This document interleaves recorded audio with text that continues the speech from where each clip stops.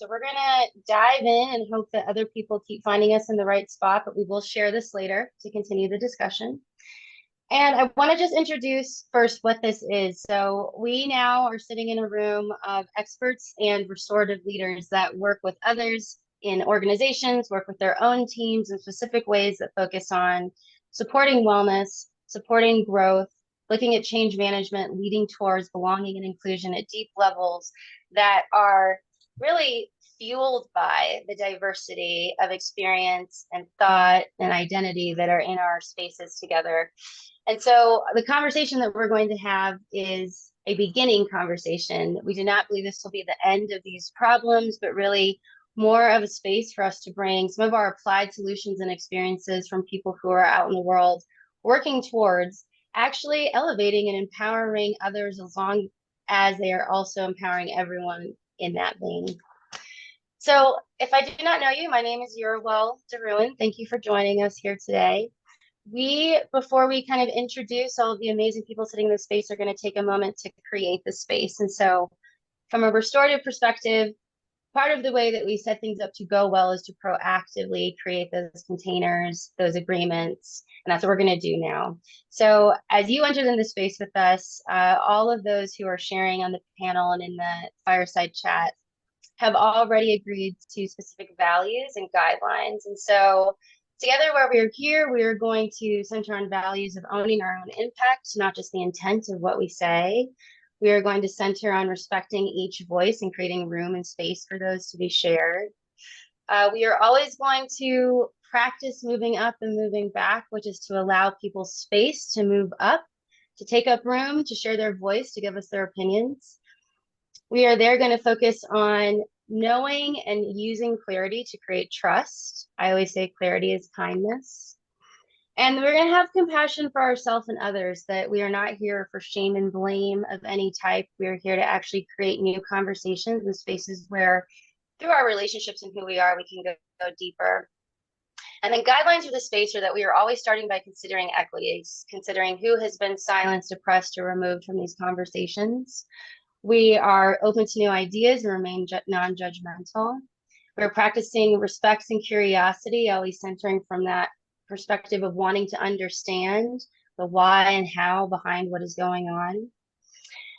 And then we are here to contribute honestly and respectfully from our own perspectives and our own experiences. And what this all leads to is that we are accepting and expecting that there will not be closure. This will not be the end of the conversation, that we will continue to use these ideas to move forward and do the work.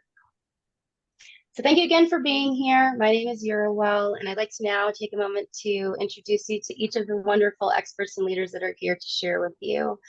They are going to explain a little about who they are and their background, and then I have asked everyone to share an item or something that explains a bit about their identity and how they take courage and strength from that item.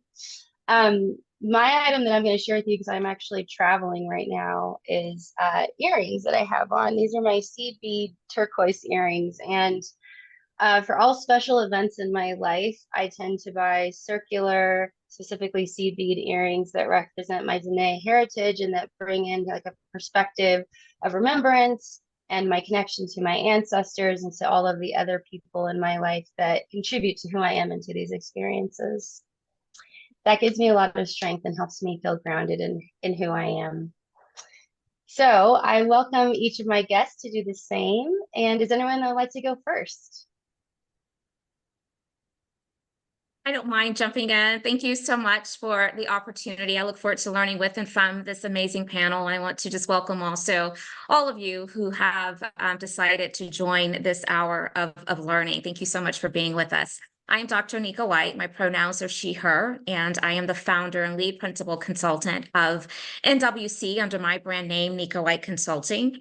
And our charge is to intersect the work of diversity, equity, and inclusion and belonging with leadership and business. And so we work with all types of clients, different industries, sectors, and sizes, helping those organizations to integrate into their business framework, strategic diversity, intentional inclusion, and what I refer to as a lens of equity. And in terms of what I'm bringing today, mine is really easy. I think that I'm bringing the book that you see in my background. That is my book. It's Inclusion Uncomplicated, a transformative guide to simplify DEI. It's actually in partnership with Forbes Books, released in January of last year. And for me, the reason that I wanted to share that as my show and tell is because I really do believe that it helps me to show up at my best, because I was incredibly authentic in writing that book. I was able to amplify a lot of the ways in which I like to show up to this space, and the way that I encourage others to really lean into their curiosities and show up to the space. And it's through that every time I look at it, I see that my voice has been transformed in a way that allows people to really lean into all of the opportunities to be a part of this really important work of DEIB. Thank you. And I will pass it to Rob to share next. Thank you, Nika. So hello, everyone. Welcome. Happy Pride Month. My name is Rob Barea, and my pronouns are he, him, his. And I'll start with my background that leads to what I'm doing now, because it kind of makes a better story. So I'm a retired veteran. I served for over 2 decades of service in the United States Army. As far as leadership is concerned, you learn how to be a leader pretty much on day one as you show up. And they start to groom you about leadership, which is, again, where I've learned most of my foundation as of being a leader. And then the culture and environment is primarily about leadership and mentorship. And I've led both troops in garrison environments as well as deployed environments. And after 24 years, I think I know at a minimum how to move people from one place to another, which again is a big deal sometimes. But upon retirement, I started in the corporate space leading managers in engagement and development, as well as I gravitated towards leading development of and execution of DEI initiatives at some pretty premier large organizations. And to be honest, I couldn't spell DEI coming out of the military only because we didn't refer to it as such, right? So I just was using my leadership principles and, more importantly, making sure that I continue to be a servant leader. But had a couple of roles in there, and I suffered from what many of our DEI practitioners are suffering right now with the downsizing of our departments. So I pivoted earlier this year to working with our Apex Solution Foundation, which you probably never heard of, but it's the nonprofit arm of an Apex Solution Group, which is a professional service firm that's led by some veterans that I happen to know personally. But I'm leading their nonprofit organization as their board chair. And some exciting things that we just did that, again, I want to share with the group here is we do workforce development opportunities for primarily underrepresented communities, both here and abroad. We recently just graduated a team in New Jersey in partnership with the Economic Development Authority for their clean energy efforts, using clean energy as a mechanism to ensure that we expand the workforce and make sure it's diverse.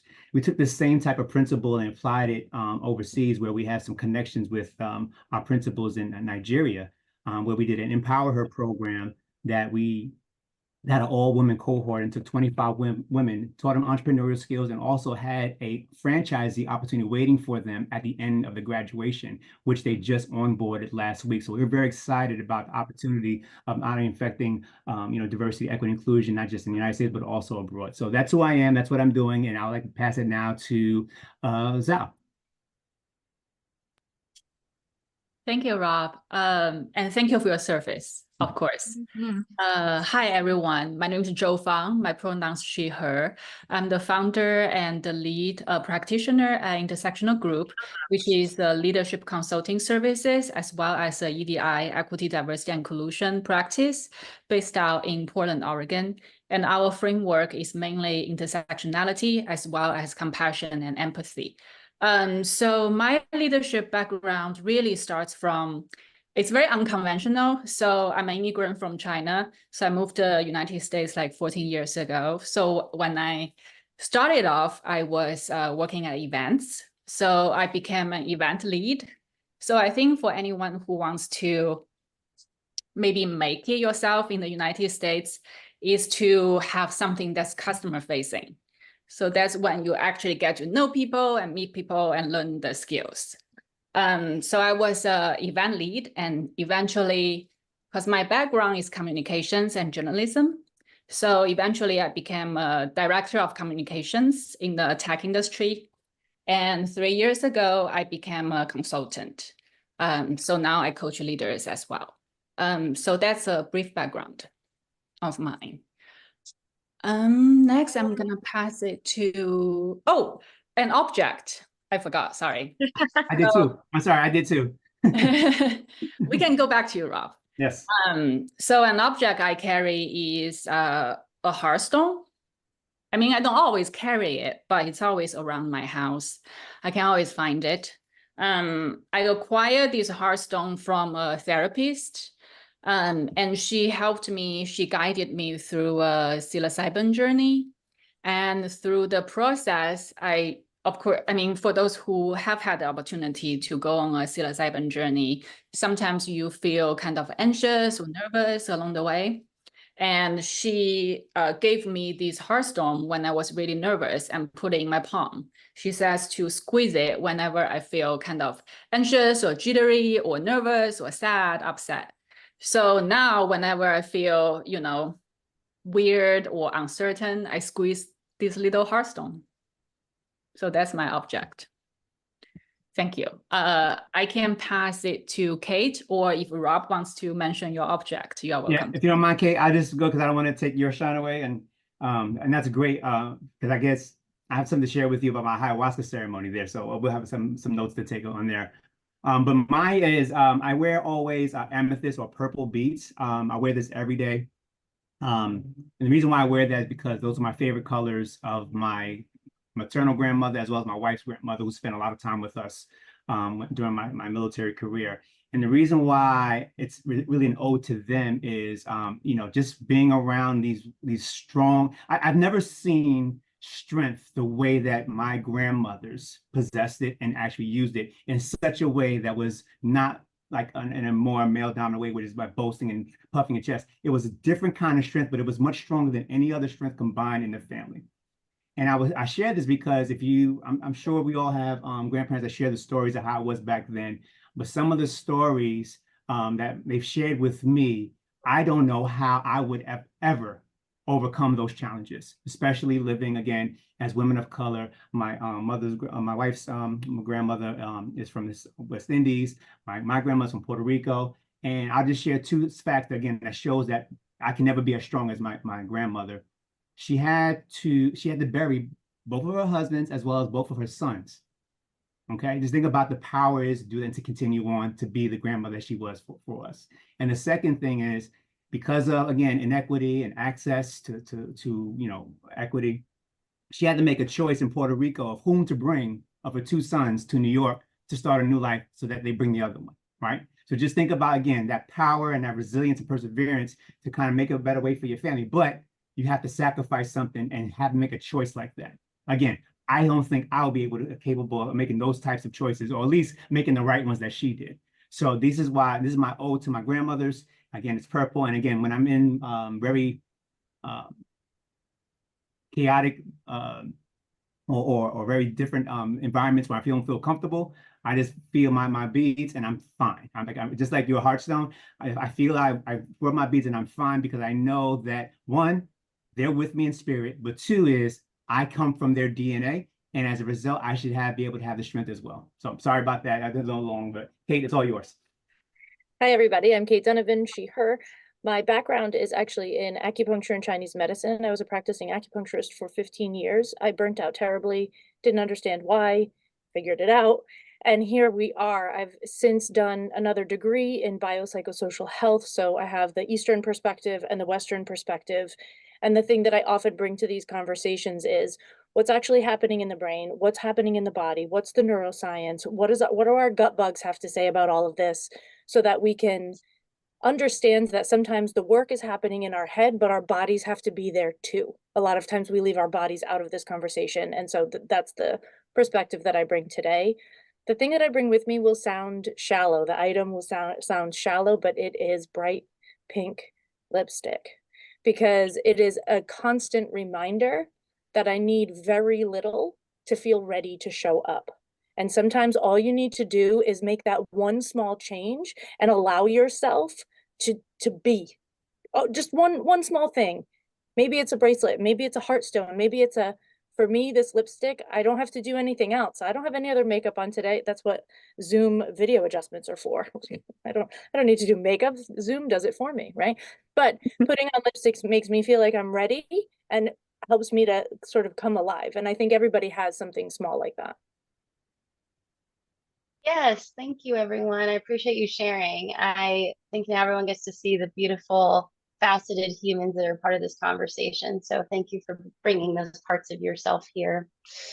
We're going to dive right into answering questions. So we're going to do this in circle format, give everyone space to answer each of the questions from their perspective. And a sad reminder is that we're running out of time because we started late. So please just take that into consideration as you're answering your questions. But also please share what is important and relevant. So thank you. Okay, well, we are going to start by just talking about the scene of DEI. DEI is under attack. And I know I said it before, I'll say it again. DEI is diversity, equity, and inclusion. It has been seen as harmful. It is being taken down in policy and direct action.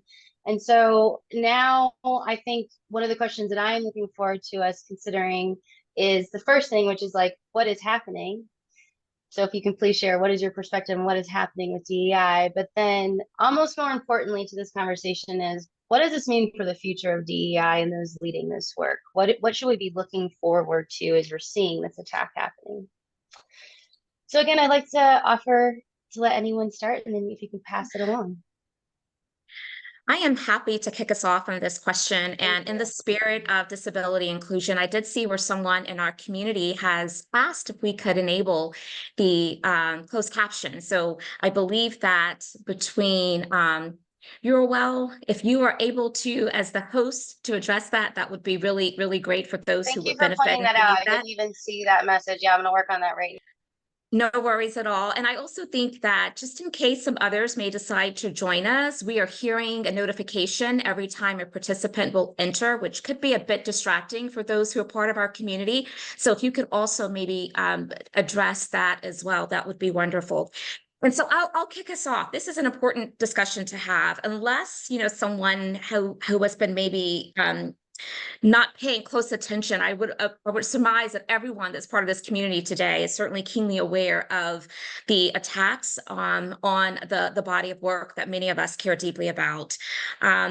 And I often say that resistance is a lack of clarity. Now, when I say that, while I believe that there are many people that are not operating fully engaged into the work of DEI because of a lack of clarity, I do not want to undermine the fact that there are individuals who have dug their heels in and they have made a very firm decision that there's no value to DEI, and they have gone on this movement relevant to helping to prove what they believe is the agenda and the right answer, which is to devalue DEI.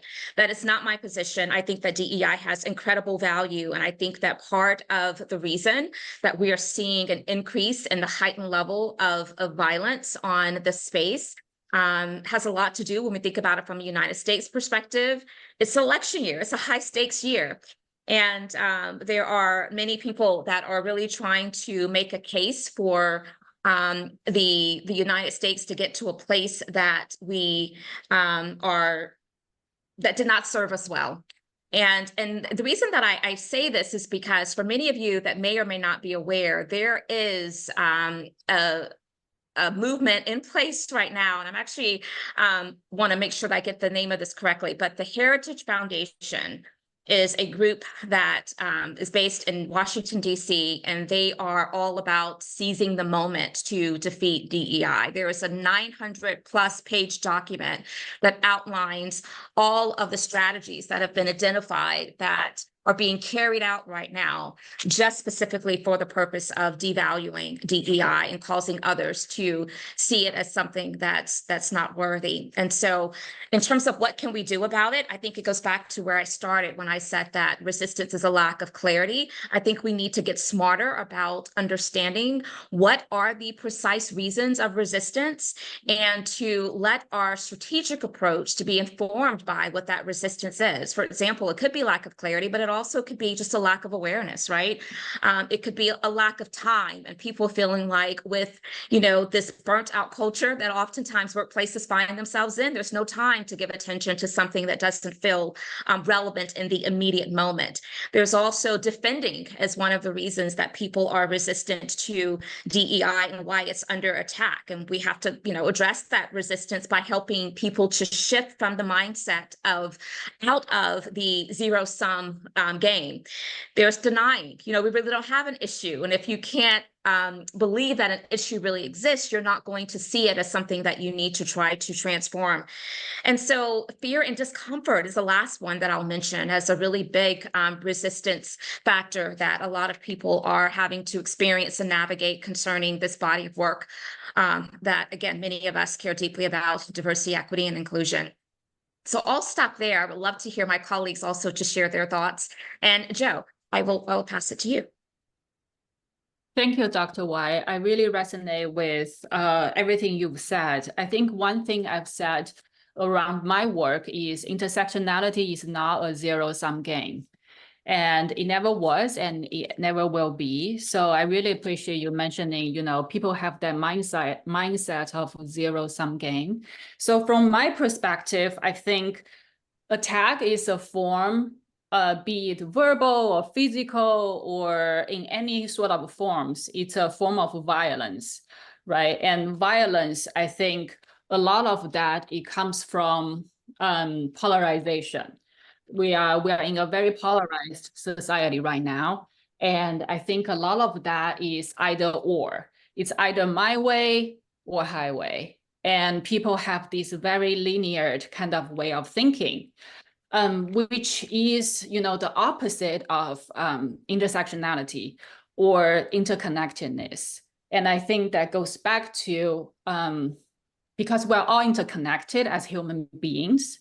So when we forget about that, we are trailing away from the basics of what makes us a human, what makes us a community, what makes us a collective.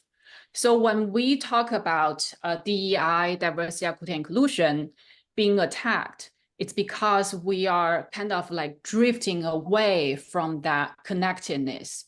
We are only focusing on it's right or wrong. It's either me or you. It's either us or others, instead of we are in a collective here. So for me, I think I could be wrong, but my own interpretation of the attacks on DEI is because we are trailing off from humanity itself. We are forgetting about compassion. We are forgetting about empathy. We are not really utilizing our ability of being curious, of having a civic engagement, having a conversation on things that could be divisive. I think, I remember in the past, we might have a lot of disagreement, but we will be able to have a conversation at least, sit down, have a beer, have a conversation, whatever. But now that seems hard to do. I don't know if it's a national thing. I think our audience is pretty national from all over the place. So at least for me, I think in the Pacific Northwest, even, I think it's becoming harder and harder to have a kind of a civic engagement these days. It's still happening, but it's becoming harder.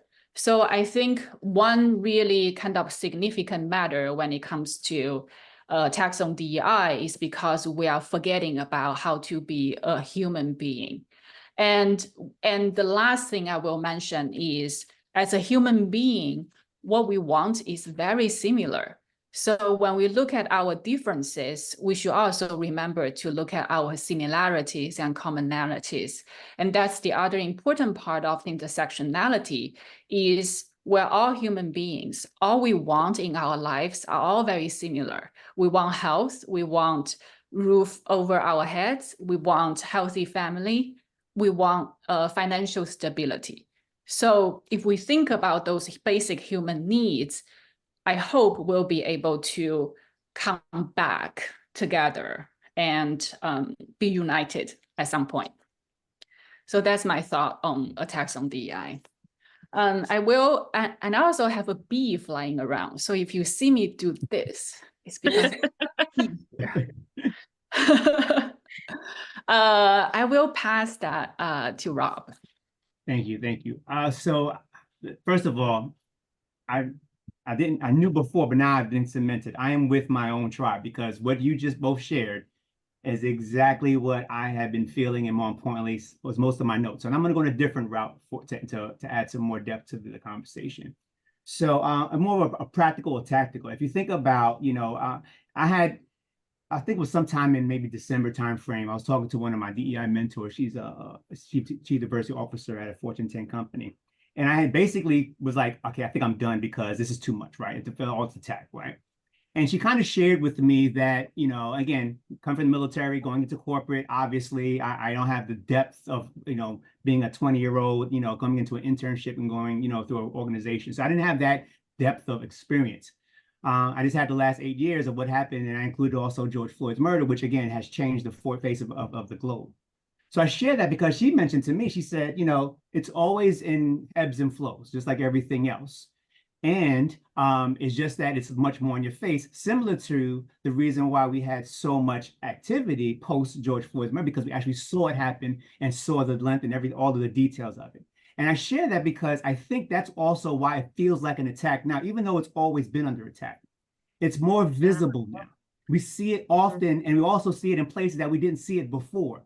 So normally, when you see things that you don't see in other different places, it's more commonplace, and now you weren't used to that, or you didn't introduce that idea, you feel you're being bombarded, or in this case, attacked. And I feel that it's just now more in faith, as well as we understand the tactics that people who are anti-DEI are using, and therefore we're able to actually do something about it, as before being almost like an invisible hand, being affected by the outcome of anti-DEI practitioners. So I think that's something else to kind of consider when we talk about the attack of DEI. There's always going to be someone trying to hold on to power. There's always going to be someone trying to hold on to what theirs. And again, as mentioned before, this is not a zero-sum game, but people feel in order for someone to get, I have to give. And that's not the case at all. And I love your humanity conversation, because that always, I came to be more human toward each other. If we think about loss, right? If you say someone is sad, immediately, you become engaged with the individual on that level. And you don't know the individual's background, you don't know any of that name. All you see of that person is some type of sorrow, and you feel for the individual immediately. Now, again, if I had, and maybe Kate will talk to this, the biological makeup what that is, and then transfer that into a workplace, I think we can kind of start a trend that can build into something beautiful. So Kate, it's all yours. So with the biology, I'm going to mess everybody up a little bit, because there is a hormone that most of us will have heard of that's called oxytocin. And when we say this, we think of it as the love hormone. And there's been lots of studies done that people become more open when there's a nasal spray with oxytocin in it, and it's the bonding and it's intimacy and oxytocin has a flip side. And this is where I think the attack comes from. So oxytocin works like this. It's our social assessment tool. So it decides, am I going to bond with this person or not? And it decides this on a very biological basis for the most part. So biological, biased, and predetermined by values that we never even chose because they were poured into our brains through propaganda. So our oxytocin is responding to our perspective, and it's responding to who we consider our group, our crew, and who we do not. And so when we bond with other people in our group, what we feel is heavier access to resources, we feel more support, we feel a sense of belonging, there's a bonding that happens. However, when somebody is outside of that group and we are bonded, our bonding makes us more likely to attack and act violently toward the person on the outside. Because there is an assumption that they will invade on our resources. There is an assumption that there is a lack of resources, because historically, when we were living in groups of 100 or 150, there were limited resources. This is how our biology developed. So what I think we need to take from this is that in order to overcome this natural biology that people are not even controlling, they're just feeling something and then they're adding meaning to it. And then they're writing documents about it. What we all need to understand about this process is that in order to change it, each individual's job within the DEI space, within the belonging space, within just being human on the globe, is to understand that all of us do this. All of us have some oxytocin that flips against somebody because they don't like your pink lipstick, or they don't like whatever it happens to be, right? And in order to reconnect with each other, we play a game that my friend Shaman Pitts of Pitts Leadership Consulting taught me. That's the Just Like Me game. Does anybody know the Just Like Me game? Susan from accounting just wrote me a really terrible email, and she writes me this email once a week, and every single week I'm like, Susan, can you pull it together, please? But Susan from accounting, when her email pops in and my eyes roll, my oxytocin has just flipped on her. I have othered her immediately. My job is to say, Susan is just trying to get through her day, just like me. Susan has a family at home that loves her, just like me. Susan is struggling with her workload, just like me. Susan has a best friend who she's calling for a glass of wine yesterday already because of this day, just like me. And when we do this, we rehumanize people instead of dehumanize people. And our oxytocin is allowed to flip and create bond where previously there was none. So I think we all need to accept and understand that as much as we want to be compassionate and have empathy, and sometimes we're all jerks on an oxytocin level, not even on purpose. And we all need to own that and then work on it. Yes, yes, yes. Joe, exactly. Kate, I love that.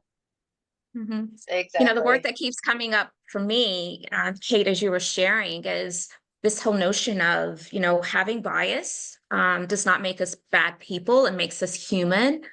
But what I also do not want to be missed is that it doesn't exonerate us from the consequences, though, of our actions. And so while it certainly can be helpful to understand that, this is not just immediately a part of who we are as people, as part of the science of our makeup, I also think that it's just so important to make sure that we are not giving people a reason to sit with feeling like they're stuck and that there's nothing that they can do. And so I think the beauty of these conversations is that once we have recognized that there are some things about us that it's just part of the human nature, what are some of those strategies? What are some of those best practices that allows us to kind of unlearn the harmful behaviors that keeps us at a place of not allowing equity to show forth for all communities? And so, yeah, but I so appreciate that background.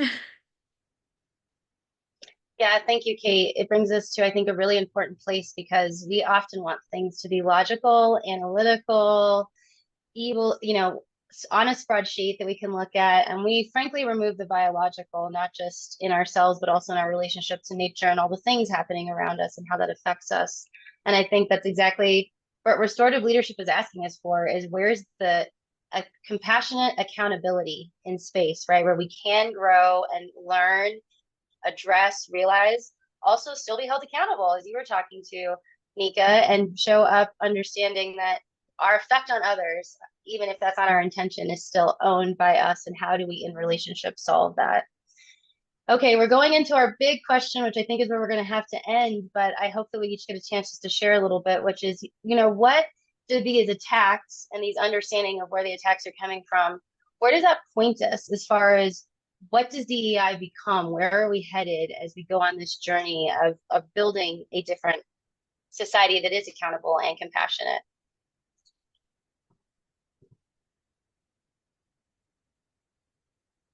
Felt like I've gone first the past 2 times, so I just want to yield to my colleagues to see if someone else wants to jump in. Go for it. Okay, sure. I'll be happy to.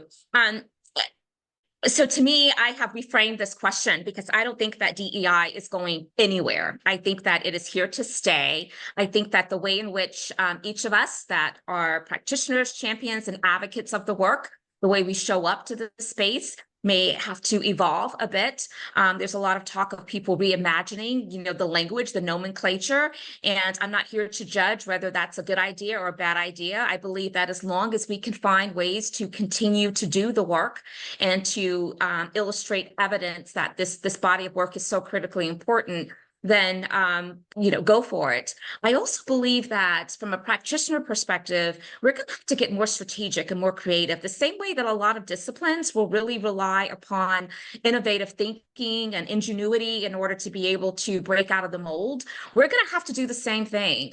Part of what I've been leaning into a lot is this notion of storytelling, because storytelling, I believe it has this way of allowing us to hear feel words. And when we hear feel words, it is hard for us to not gravitate towards some sense of compassion and empathy and concern. And I think through that, we are able to better understand the lived experiences of others because the vulnerability is showing forth. And so I think if we can get to a point to where we are more willing to share stories, I think that can help us to tap into that human-centric side that serves this body of work so incredibly well. Let's see, Rob, would you like to go next? Sure. So, and I should be going for it because again, every time, you go at second or third, you have to kind of reword it. So I'll say this, I think to your point, it doesn't need to become anything. It needs to stay and continue to grow and continue to permeate into other organizations as well as other departments within these organizations. That kind of says it's bigger than HR, it's bigger than talent, it's bigger than anything, right? So if we take that concept, and we believe that to be true, I like to apply a generational perspectives to that, because the generational perspective of what DEI needs to become is different for each generation. So there has to be more generation engagement to understand what these things are how they're affecting each other, right? To Kate's point about how you get to be affected, right? Because I would tell you, if you talk to a baby boomer, Generation X, millennial, and Generation Z, there will be 4 almost entirely different viewpoints of what DEI is. And if there are 4 different viewpoints, maybe another generation if they're still around, right? If you put all those viewpoints and they're not saying what DEI is, if you don't have a common definition, then you can't have a common outcome.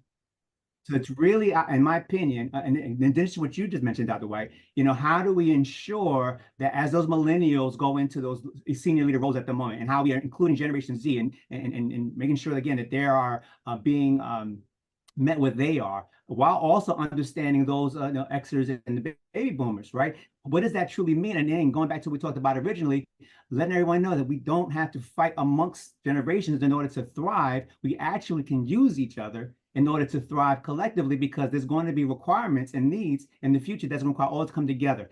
Going back to the humanistic approach, right? How do we make sure that we're more human toward each other? And the first thing you got to do is remove the labels. But in DEI, we have to use labels. So what can we do to remove more labels to create a more humanistic approach? I'll let it, hopefully followed by one of my colleagues as well.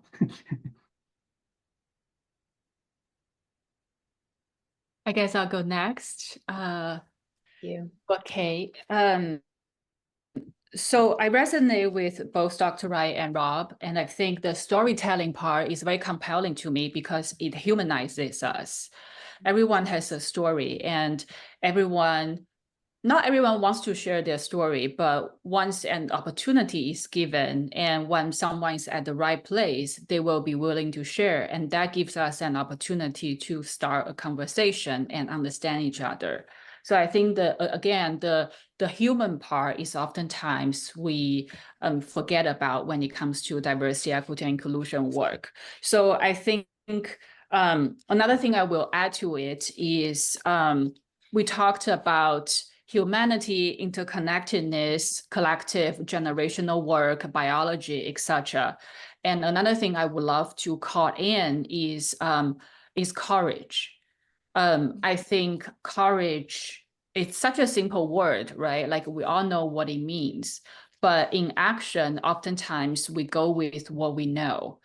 So courage actually comes with some self-challenge. Are we willing to challenge ourselves to go beyond what we know? Or are we courageous enough to go beyond what we are comfortable with?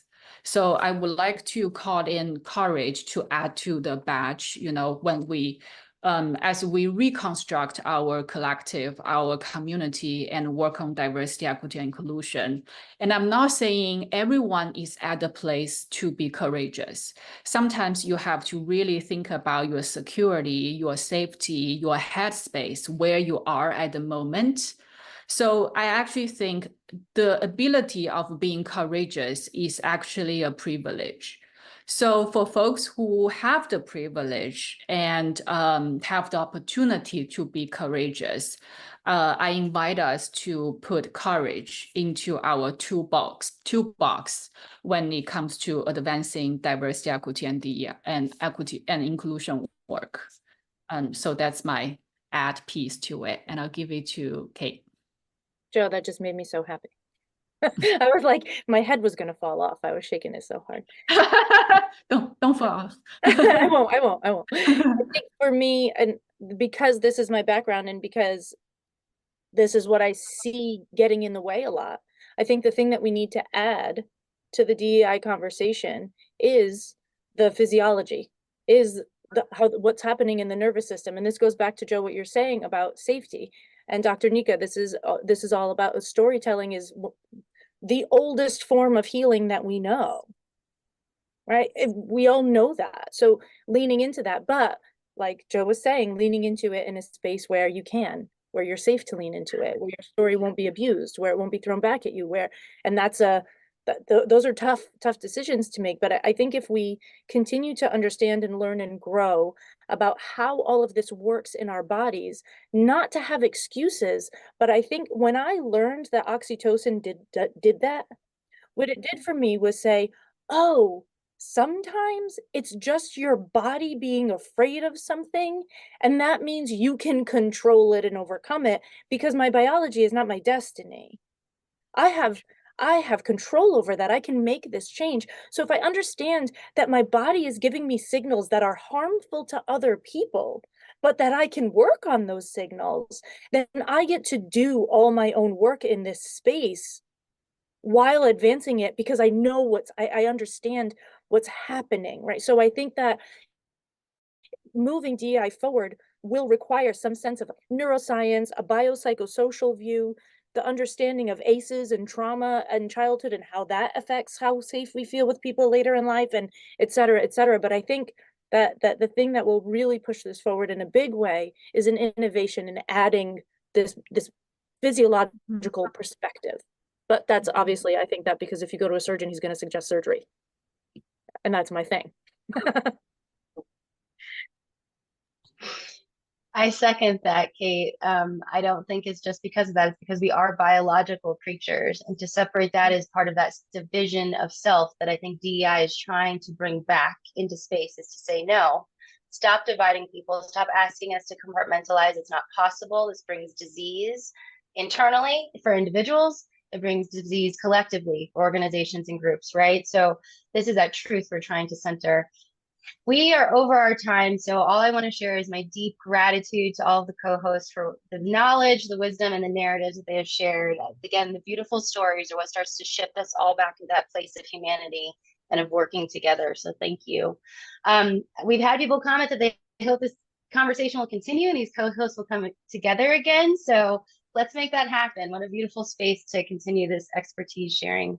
Thank you all. I wish you all a wonderful rest of your day and a good start to the week. Thank you all. Thank you.